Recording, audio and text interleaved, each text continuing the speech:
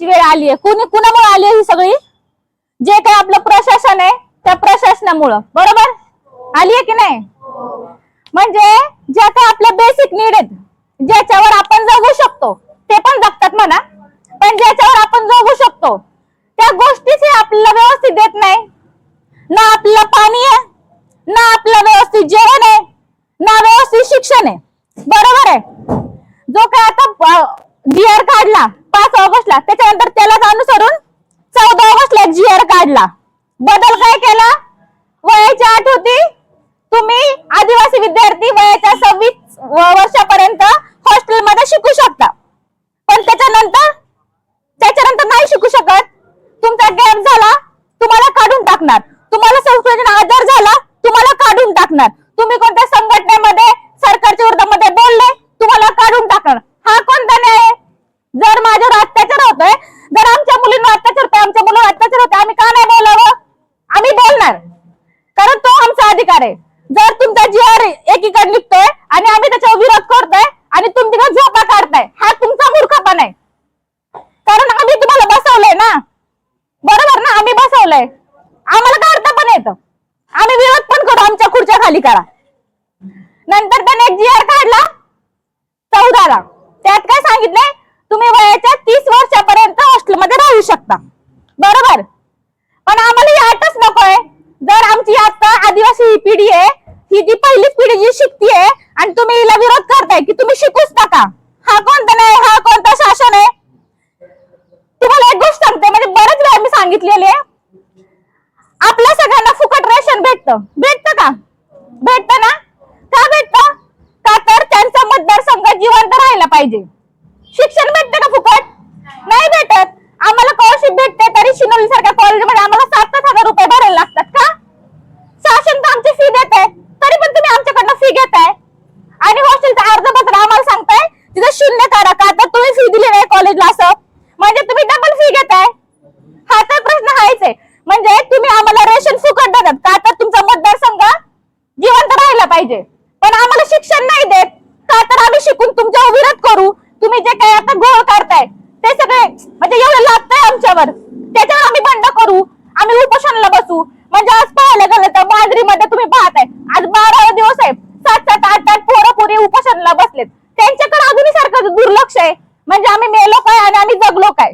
म्हणजे तुम्हाला फक्त बिल्डिंग म्हणून दिलेत, पण त्याची उपाययोजना शून्य, बरोबर ना? आता मंत्र हॉस्टेलचं पाहायला गेलं, त्या पाण्यासाठी कितीच वेळा झगडतोय, म्हणजे कितीच आंदोलनामध्ये तो मुद्दा गेलाय, पण तिथले ओरडण असतील, जे काही प्रशासन असेल ते अजिबात त्याच्याकडे लक्ष देत नाहीये. तुम्ही सांगा, जर 170 मुलींना 2 तास पाणी सोडलं तर त्या पुरीने आंघोळ कधी करायची, उरकायचं कधी? पिरियड सारखा प्रश्न आहे. तुम्ही वसतिगृहामध्ये पिरियडचे रजिस्टर ठेवलेत, तुमची मासिक पाळी आली तुम्ही नोंद करा. का नोंद करायची? आम्ही तुम्ही ओरडून तुम्ही पण नोंद करा, मग तुम्ही तुमच्या नवऱ्यासोबत राहताय, का नाही करायची?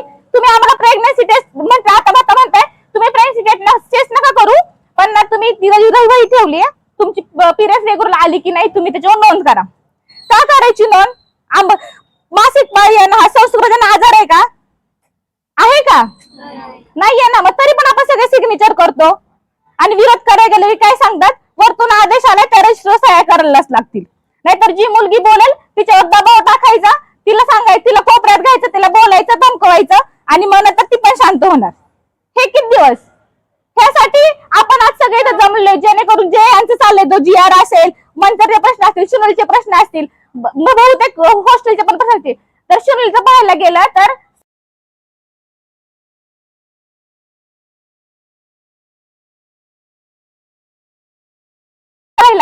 तर त्या जीआर मध्ये सगळं खेळायचं साहित्य पाहिजे आपल्याला.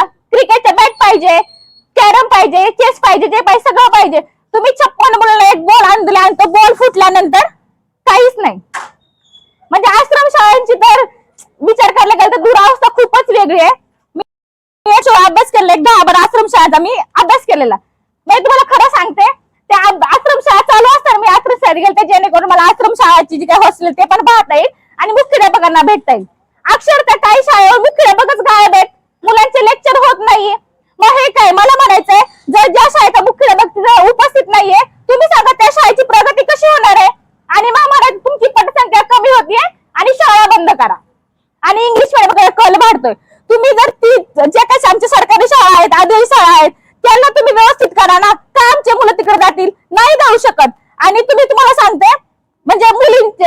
जर मुलगा आणि मुलगी घरामध्ये असेल तर साहजिक आहे मुलाला शिकवलं जातं आणि मुलीला म्हटलं जातं की तू घरी थांब, लग्न केलं जातं. पण तेच जर या शाळा व्यवस्थित केल्या तर आम्हा मुलीला का नाही उच्च शिक्षण घेता येणार? म्हणजे सरकार तिथं पण आमच्यासोबत भेदभावच करते. म्हणजे बाकी तर करताय शिक्षणामध्ये पण करते. आपण काय म्हणतो मुलगा मुलींना समान शिक्षण भेटलं पाहिजे.